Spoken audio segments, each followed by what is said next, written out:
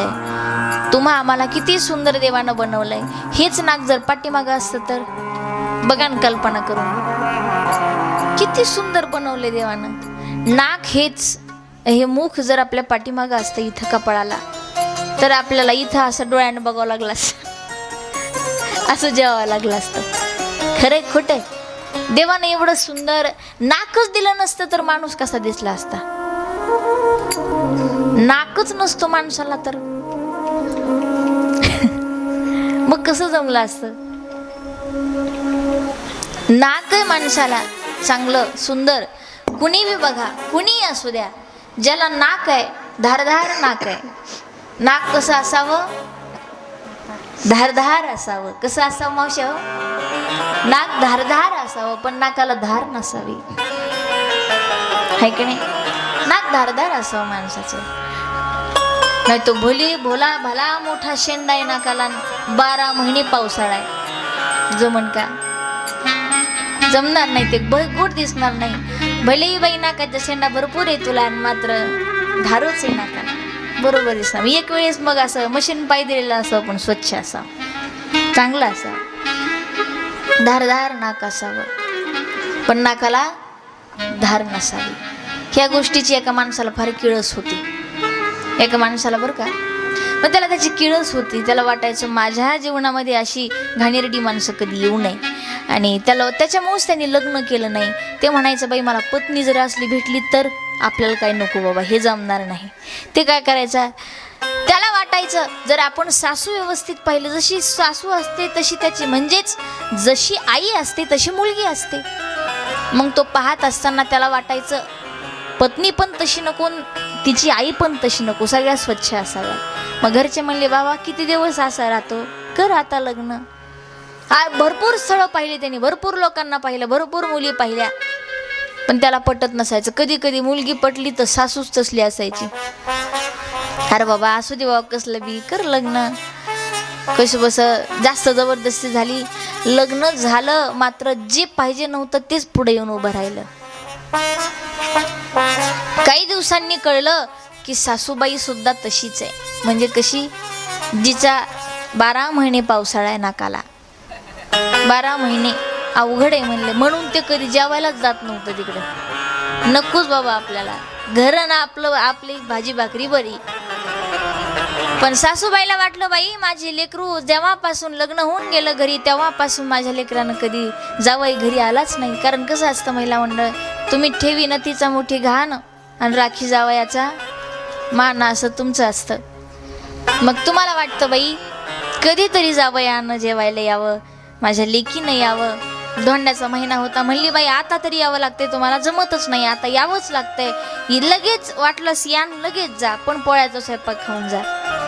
मग ही आपल्या तुम्ही म्हणायला गेले, ती पत्नी म्हणते स्वामी आईनं बोलवले हो जेवायला, चला बरं जाऊ बरं यावेळेस. ती म्हणली बाबा बाई हे बघ कशाला उगत जायचंय, आणि त्यातले त्यात हे धोंड्याचा महिना आहे, ते रसपोळीचा स्वयंपाक तर नकोच आपल्याला, नको नको काही सुद्धा नको. हे बघ बरं, ती म्हणते ऐका हो एवढ्या वेळेस ऐका, मी तुम्हाला काही मागते का, कुठं चला म्हणते का, आजच्या एवढ्याच वेळेस चला माझ्यासोबत. मी काही तिथं राहायचं पण म्हणत नाही, पण फक्त जाऊन येऊ, आईची फार इच्छा आहे हो. मग कशी बशी गयावया केली. मग त्या बिचाऱ्यानं ऐकलं आणि तो म्हणतो बाई बरं ठीक आहे जाऊ, पण एक अट आहे. काय अट आहे? त्या ठिकाणी भलेही स्वयंपाक तुझ्या आईनं केला तरी रस जो आहे तो तू करायचा, आंब्याचा रस त्यांना नाही करू द्यायचा. ठीक आहे बाबा तुम्ही म्हणाल तसं,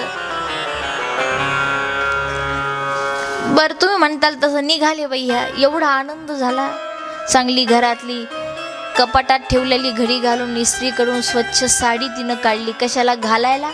किती कधी दिवसभर ना आठवडाभर डोक्याला कंगवा न लावणारी माहेरला जायचं म्हणल्यावर किती चांगला शृंगार केला. पैठणी घातली. आनंद आहे का? आनंद माहेरला जायचं आहे. आणि सगळ्यात जास्त आवडीचं ठिकाण तुमच्यासाठी काय असतं? माहेर असतं. भलेही तुम्ही माहेराला जाता, माहेराहून वेगवेगळ्या वस्तू तुमच्या पतिदेवाला घेऊन येता आणि घरी येऊन सांगता त्यांना की बाई हे बघा हे तुमच्या सासऱ्याने केलं बरं का, हे माझ्या भावाने दिलेलं आहे. पण ते भलेही त्यांचं नाव करून गेलेलं असतात, पण ज्या तुम्हाला वस्तू येत असतात ना दादा, त्या सगळ्या तुमच्याच खिशातले पॅन्टीतले 200-300 काढलेले असतात आणि तेच एकत्रित करून त्या वस्तू तयार करतात. तिकडून घेऊन येतात आणि तुम्हाला सांगतात की हे आमच्या माहेरकडच्याने दिलं बरं का. आणि या एवढ्या भोळ्या भाबड्या आहेत, तुमच्या खिशातले 50 गेले, 100 गेले, 200 गेले, टेन्शन मध्ये येत जाऊ नका. कुठं पडत नाहीत, जडत नाहीत, काय नाहीत, काय नाहीत. तुमच्याच घरात एक चोर आहे. ह्या हळूच 200-300 रुपये. तुम्हाला वाटतं बाई पापाची माय कुठं जाते का तू कामाला? कुठंच कामाला द्यायची गरज नाही. खिसा आहे ना तुमचा. चुकून फक्त कपडे धुताना पॅन्टीमध्ये 100-200 भेटले, ते वापस जाणारच नाहीत तुमच्याजवळ, त्यांच्याच जवळ ते राहतात, है की नाही? मग कसं आहे बरं का, भले ह्यांनी 100-200-1000 रुपये असे गोळा केले, पण कधी तुमच्याच टायमाला ते येतात. कधी पैशाची गरज पडली आणि तुमच्याकडे पैसे नाही आहेत, त्यावेळेला ह्यांनी एकत्रित केलेला पैसाच त्यावेळी कामाला येत असतो. आणि ह्यांनी जरी घेतले तरी ते तुमच्याच संसाराला लागणार आहेत ना, ते कुठं दुसरीकडे जाणार नाही आहेत. आणि आता तुम्ही म्हणाल, तुम्ही पैसे घेताय का नाही त्यांच्या खिशातले, आणि घेतात ते घेतात, कुठं ठेवताय? ठेवायची पण जागा तुमची फार भारी आहे. डाळीच्या डब्यात, साखरेच्या डब्यात, किचन मध्येच असतात तुमचे पैसे, दुसरीकडे कुठंच नाही. आणि माहेरला जायचं आणि मग ती वस्तू घेऊन यायची, सांगायचं ह्यांनी आपल्या सासरे बुवांनी केली बरं का तुम्हाला. तसंच ही माई, कसं असतं, माणसाला माहेर फार आवडीचं असतं. तसं माहेरला जायचं म्हणून फार शृंगार केला हिनं, आनंद आहे, चला माहेरला चला. माहेरला गेली, आईनं पहिले स्वयंपाक करून ठेवलेला होता. जावई येऊन सोप्यावरती बसले, सगळा स्वयंपाक झालाय, जावई बापू चिंता करू नका, फक्त आंब्याचा रस करायचा राहिलाय. बरं बरं, ठीक आहे, मग करीन, पापाची माय करीन, आली, करू द्या तिला आपलं रस, काय हरकत आहे, तुम्ही जरा माझ्यासोबत गप्पा मारत बसा. नाही नाही, 12 महिने तिथं माझ्या लेकडाकडून काम करून घेताना असं एक दिवस आली तर बसू देणार का? बसू दे जरा तिला. नाही नाही, रस करायला काय वेळ लागणार आहे, करू द्या तिला. किती वेळा करू द्या म्हणलं, पण काही सासू ऐका ना. इथं बस म्हणली जावायची शेजारी, बसली बापूरगी.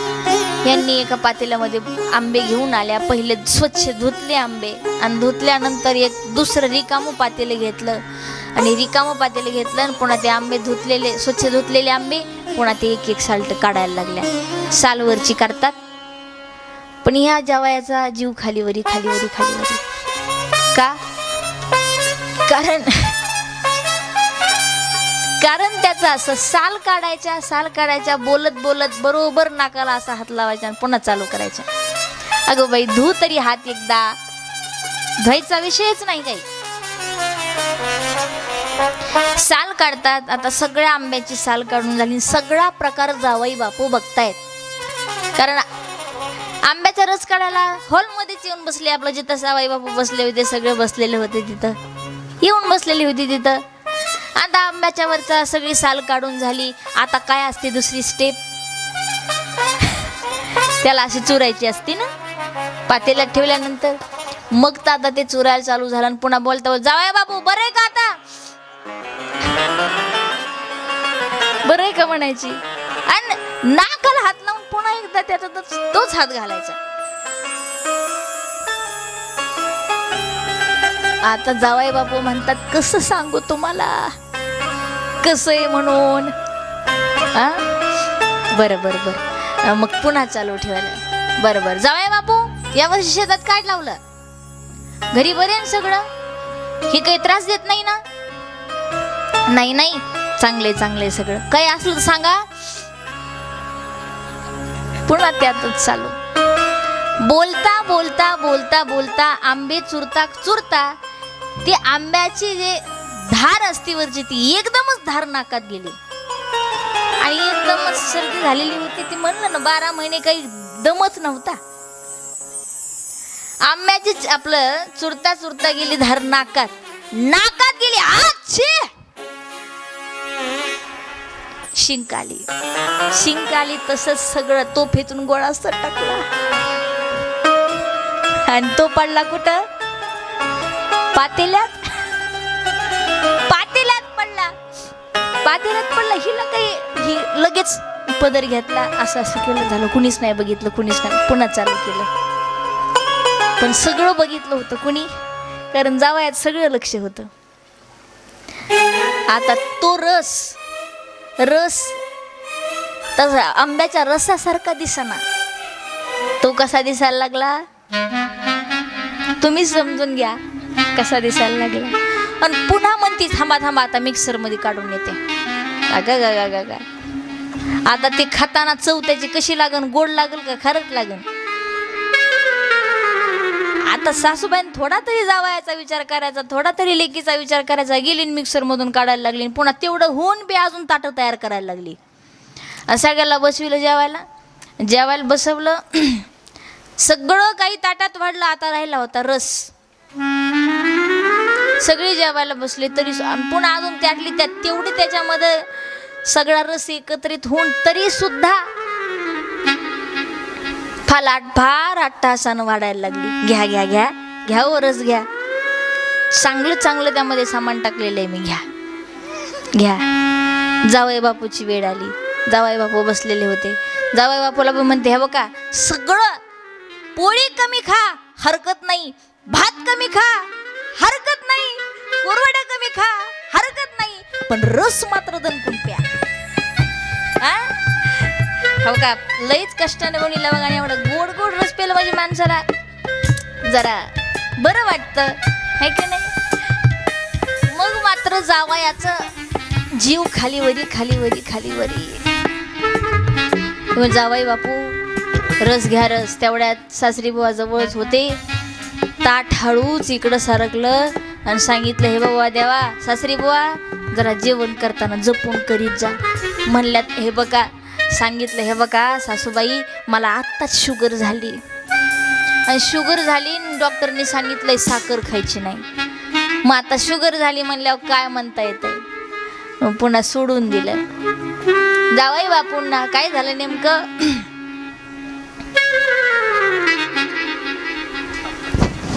सांगायचं मला काय? त्या बिचाऱ्या सासूबाईला नाक तो फार मोठं आहे, पण नाकाला धार आहे. म्हणून बाईचं नाक कसं असावं? धारधार असावं, पण नाकाला धार नसावं. भोलेनाथ भगवान की हर हर हर हर महादेव.